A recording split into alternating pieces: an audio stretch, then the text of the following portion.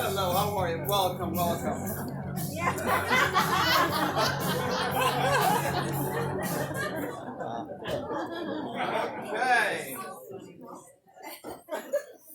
Okay. Okay. So when John first asked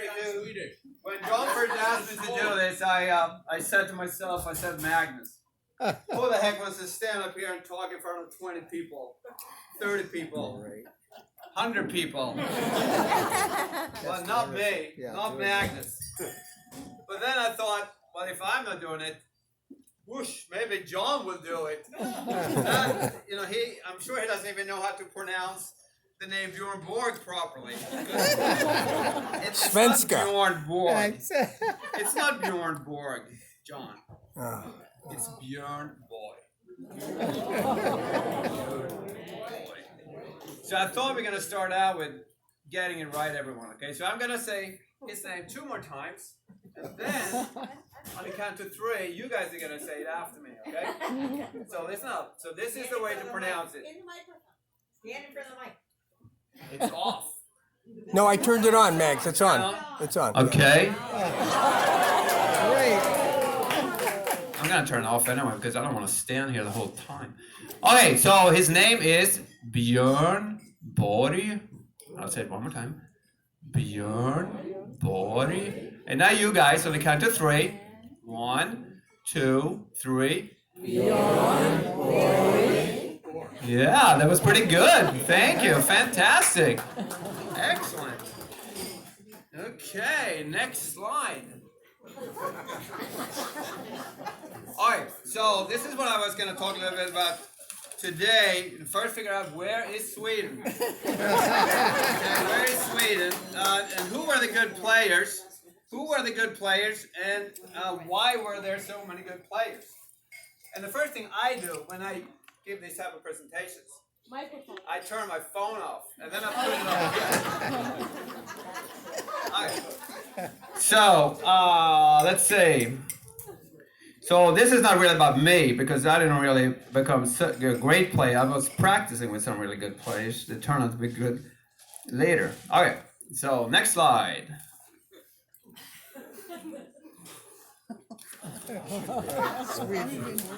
Okay, so Sweden is basically, well, it is between Norway and Finland, and then there's a Baltic in between. And see where I put it. Oh, here. So I didn't put this in the slide because I didn't find this picture, but I'm gonna send it. You can send it around. Sweden is really tiny compared to the U.S. It's really tiny. Excuse me. So it's amazing that there were so many good tennis players coming out of tiny Sweden. I don't know if you had a chance to read this. I'm not going to read it because I put it up there, so I don't have to read it. But capital is Stockholm, and if you haven't been to Stockholm, shame on you. Currency, krona. Sweden doesn't use the euro. We use krona, so if you have any kronor, you can always give them to me. We speak Swedish, and om jag pratar svenska så fattar ni ingenting. Det här är svenska, det bästa svenska man kan prata. Oh, I know you do, Ron. We have a king and a queen, and I actually like to have a royal family. I think it connects the current with the past. And the current king is actually directly related to a guy that was imported from France in 1818, and his name was Bernadotte. He was brought in because we didn't have a king anymore. So they brought in a general from Napoleon's army, okay, Bernadotte, and he took over as the king, and that was in 1818, and this current royal family is directly related to that guy.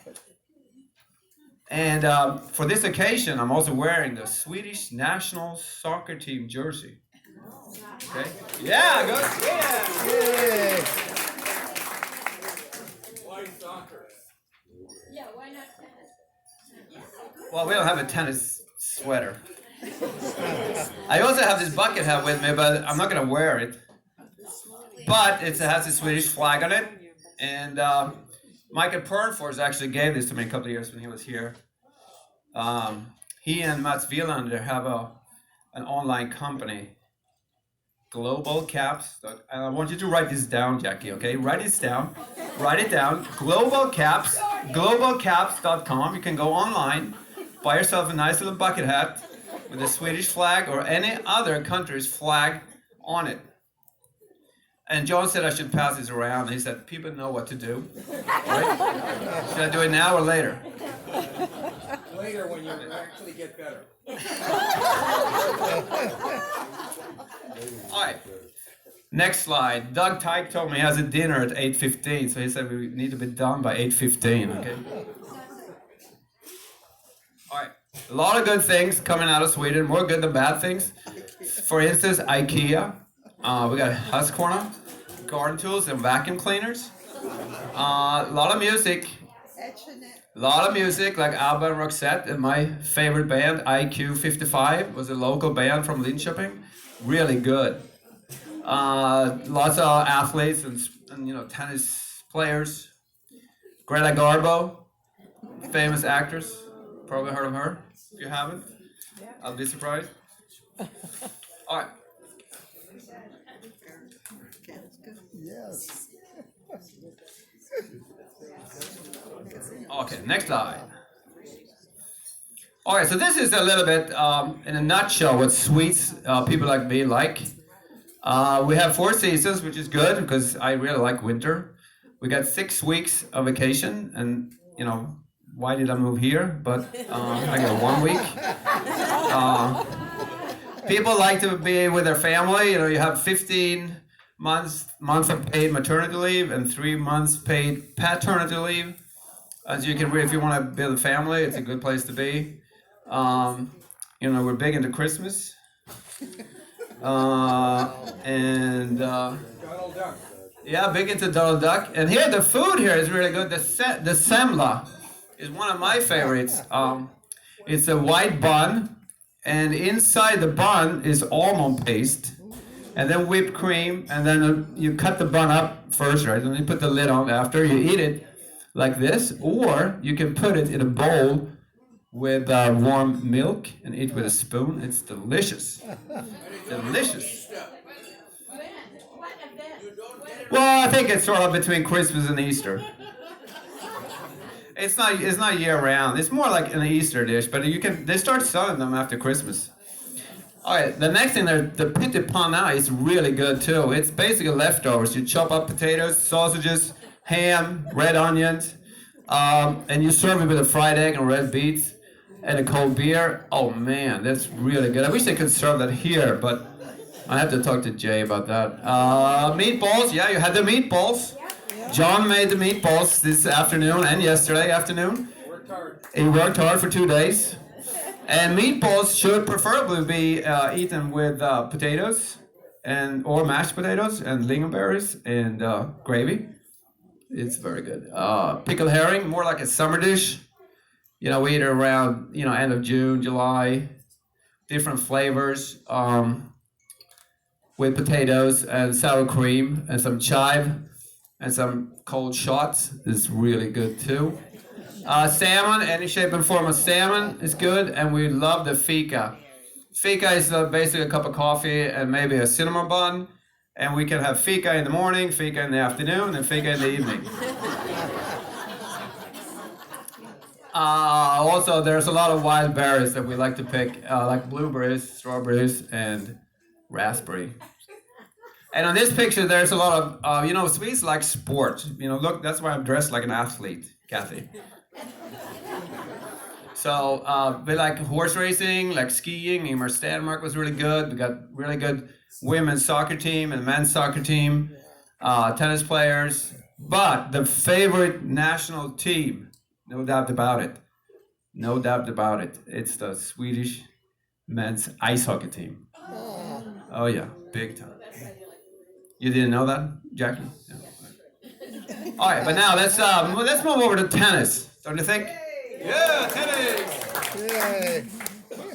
So the question here is, what is the question? Steve. And it says, yeah. Good. Steve said that the question is, how dominant were the Swedish players?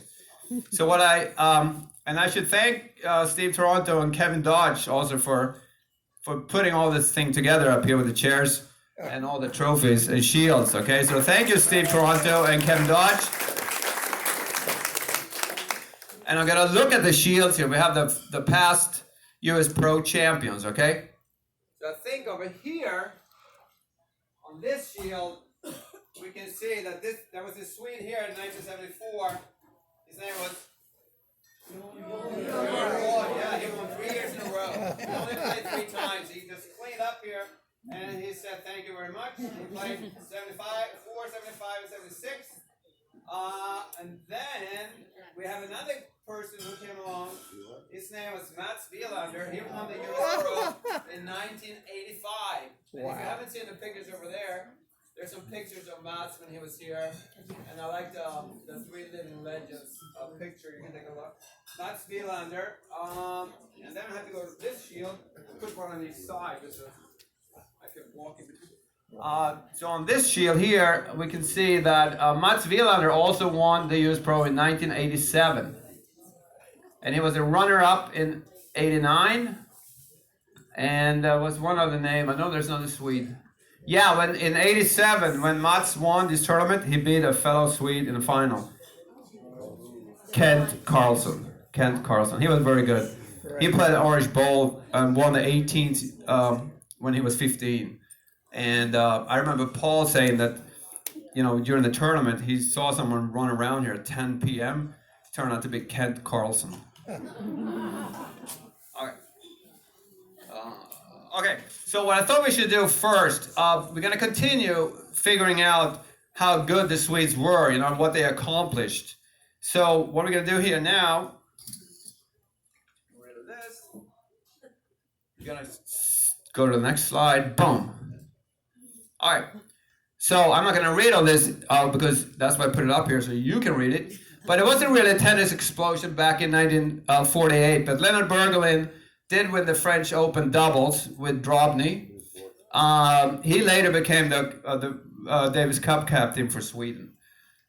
Sven Davidsson, I put an asterisk there, I'll tell you later. He took him 3 times and he finally won the French Open, okay? But if you look at the finalists, it looks like Herbert Flam. Has anyone heard of Herbert Flam? No? Rita? No? Rita has not heard of Herbert Flam. And I haven't heard of him either, so. All right, next slide. Moving on, now things are starting to happen. 1974, Bjorn Borg has a great year. He wins the US Pro. And I was able to find his matches leading up to the final up in the corner. And if you can look at it, anything looks familiar? Oh, Paul Sullivan. Yeah. Yeah, Paul Sullivan. Paul Sullivan played him in the first round. So that's something to write home about. And then he also won his first French Open of 6 total. And I'm going to hang on to this slide a little bit. And I want you to look at the French Open score, the final, the 74. Okay? And I'm gonna use physics. I'm gonna use physics to explain to you what happened in this final. Can you figure out?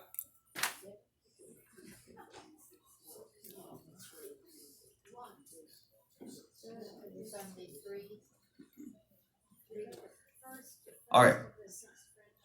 So the French Open, Borg beats Orantes. 2-6, 6-7, 6-love, 6-1, 6-1. Wow. And here comes the physics. If there's a real physics professor here, you probably don't want to see this.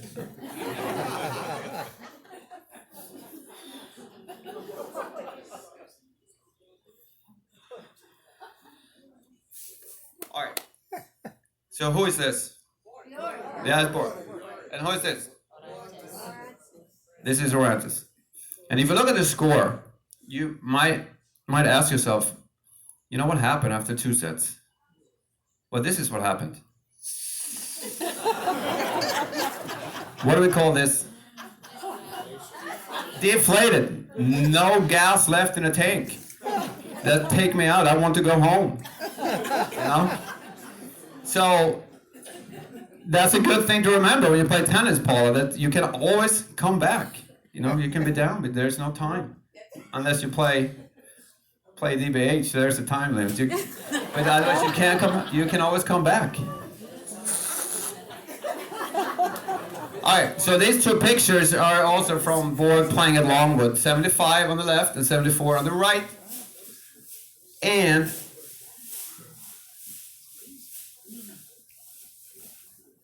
I am also going to talk more about Borg's endurance.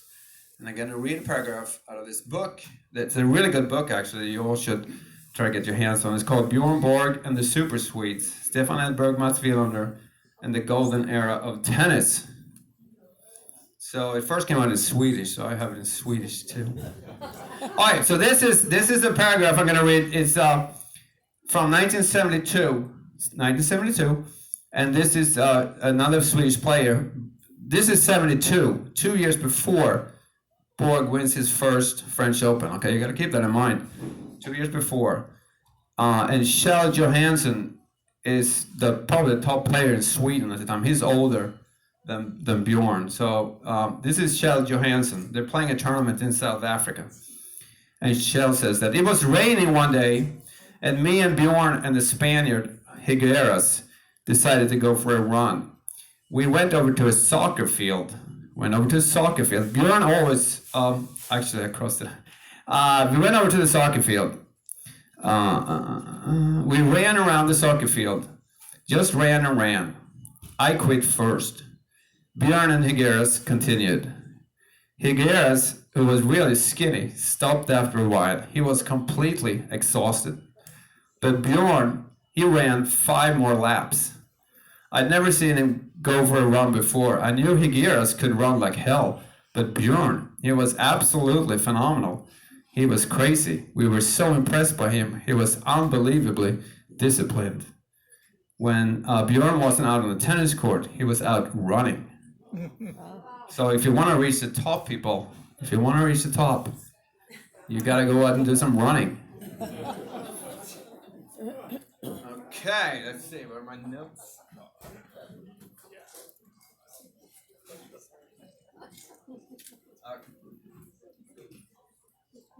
Okay, next slide. There was John. Whoops. 1975, gigantic achievement. Sweden wins Davis Cup for the very first time. Bergelin is the captain, and Bjorn, of course, is the star. He played 12 singles rubbers that year, didn't lose any. He also won 3 doubles. Another big hero on the team was Birger Andersson, the guy, you can only see his neck. But he won many deciding 5th rubbers that year. And for instance, Sweden beat Spain 3-2, and Birger won the 5th rubber against Higueras. Higueras, who played here at Longwood, and I don't know if he's on this shield or the other shield. He's on the other shield. Okay. So another player on this team was Ove Bengtsson. Ove Bengtsson reached number 43 in the world. And he played both singles matches in this final, lost both of them. And unfortunately, he got the nickname the Double Fault towards the end of his career. Ove the Double Fault Bengtsson. Okay.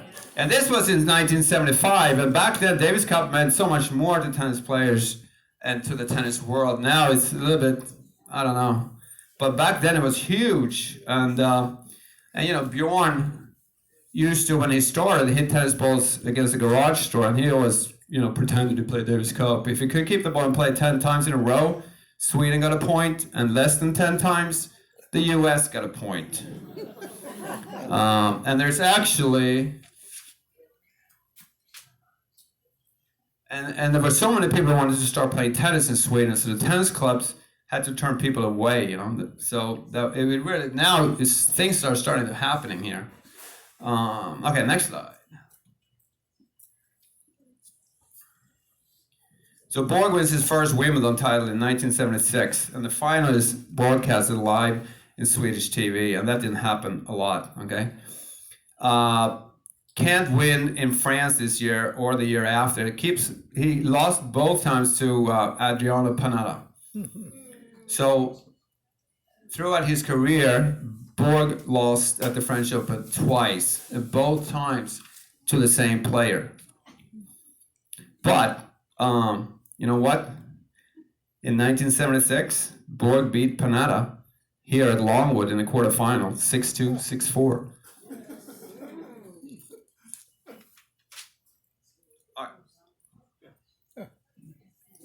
How we doing, Doug? Are we on time? Doug, are we on time? Okay, good.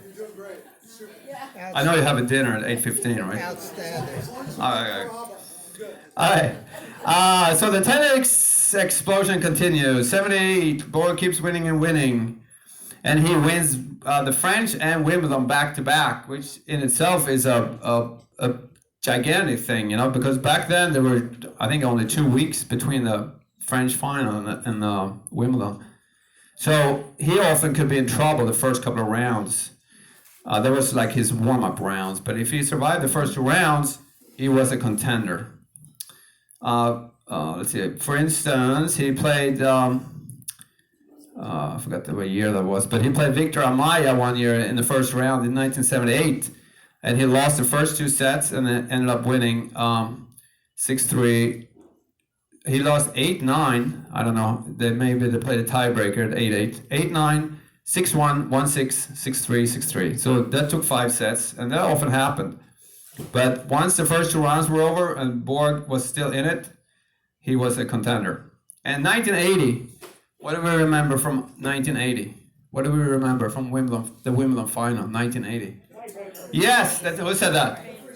Oh, excellent. Ken loved it. The tiebreaker.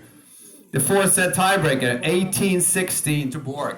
Now to McEnroe. Borg had several match points in this tiebreaker, and McEnroe had several set points, and they went back and forth, and eventually McEnroe won the tiebreaker. And you would think that Borg would be deflated. But he came back and won the 5th set 8-6. That's mental strength. Incredible. Okay. Next slide. All right, so 1980, he lost to McEnroe in the final. Then 1981, that's sort of the beginning to the end of Borg's fantastic career. He walks away from tennis at age 26. 26 with 11, and I'll say that again, 11 Grand Slam titles. But then in 1982, this guy from Växjö in Sweden won his first French Open title out of 3. Mats Wilander. And 3 years before he won his first French Open title, he actually beat a flat-footed Magnus Nicklason on the red clay courts. And that's the picture up in the corner. That's me and Wilander, and we're shaking hands after the match. That's it. Thank you.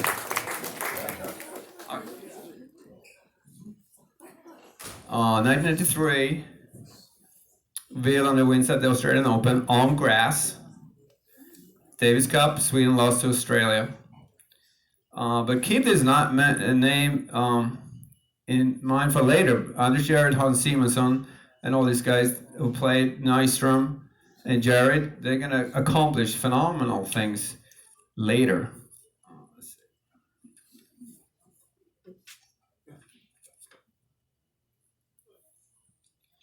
1984, Wilander wins Australian Open on grass again, and Edberg is doing great, especially in doubles. 1984, Davis Cup. Do you want to talk about the Davis Cup in 1984? Where was it? It was in Gothenburg, Sweden. Sweden played the US, and the Swedish players wanted to have a slow surface, so they put in red clay indoors. They built up a court indoors, red clay. And the U.S. team, captained by Arthur Ashe, and he picked Jimmy Connors and McEnroe for the singles. And if you remember, McEnroe and Connors didn't really hang out. I think they even stayed at different hotels. And then he had McEnroe Fleming play the doubles. So in the first rubber, Wielander beats Connors 6-1, 6-3, 6-3. And then in the second rubber, Henrik Sundström, who nobody has heard of, beats McEnroe 13-11, 6-4, 6-4, 6-3. And then comes the doubles on day two, doubles. So we had Edberg and Jared playing against McEnroe and Fleming. Wow. And Sweden is up two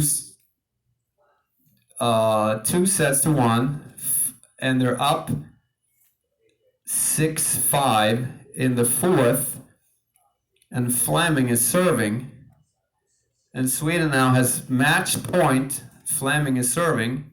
He misses his first serve. And Sue, what do you think?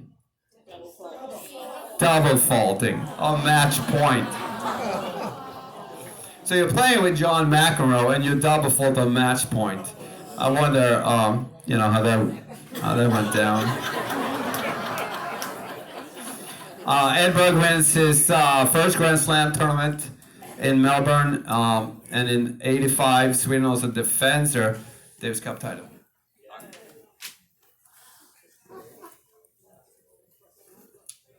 '86, it's an unknown Swede who reaches the final of the French. Michael Pernfors came via the U.S. college route, Georgia. He won the NCAA back-to-back, '84 and '85.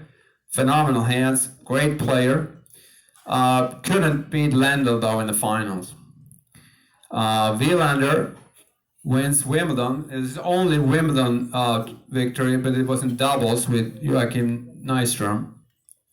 And there was no Australian Open this year because they decided to move it, so that they didn't play it in '86. It used to be in December, so they moved it to January of '87. So in 1986, there was no Australian Open.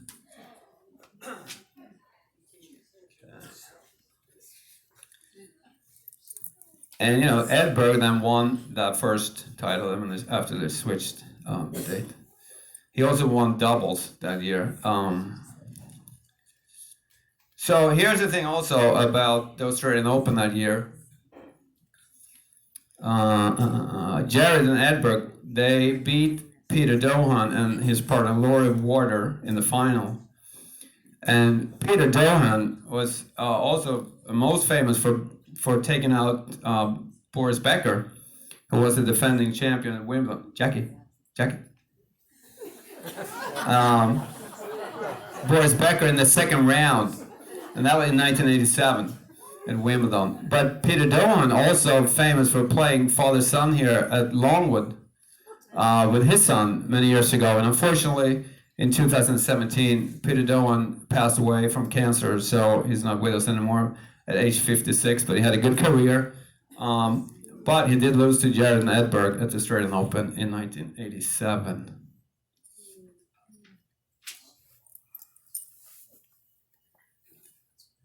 Let me say this twice. 1988. 1988. Maybe the best year ever for Swedish tennis. Probably the best year, I would say. Wielander and Edberg, they win all the singles Grand Slam titles. The Swedish king is very, very happy. In '88, the Australian Open also moved from Kooyong to Melbourne Park, and they changed the surface from grass to hard court. So Wielander is the only player who won the Australian Open on two different surfaces. He won it on grass twice, and then he won it now on the hard court. Edberg won the bronze, Olympic bronze in Seoul, which is pretty good. But someone else, who is not in this room that night right now, but someone else who walks around here on these grounds, got home with the silver. Tim Mayer, yeah, Tim Mayer. Excellent, Tim Mayer. go. Team there.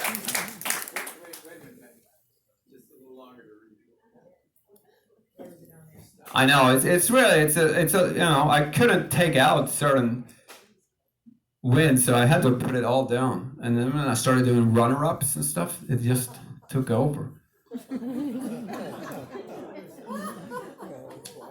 Steve, let me know when you're done. Are you ready?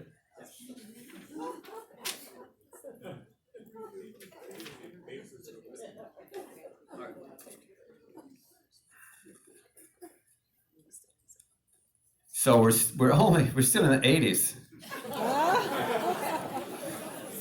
So Edberg reached his only French Open final, and he was up 2-1 against Michael Chang, but he couldn't close it out. But he keeps winning at least one Grand Slam title every year here. And Anders Jarrett and John Fitzgerald, awesome doubles team. They're winning 3 of the big 4 in '91. And again, Swedish king. Very happy, but Swedes people like me thinks this is now normal. It's normal to win the Grand Slam titles.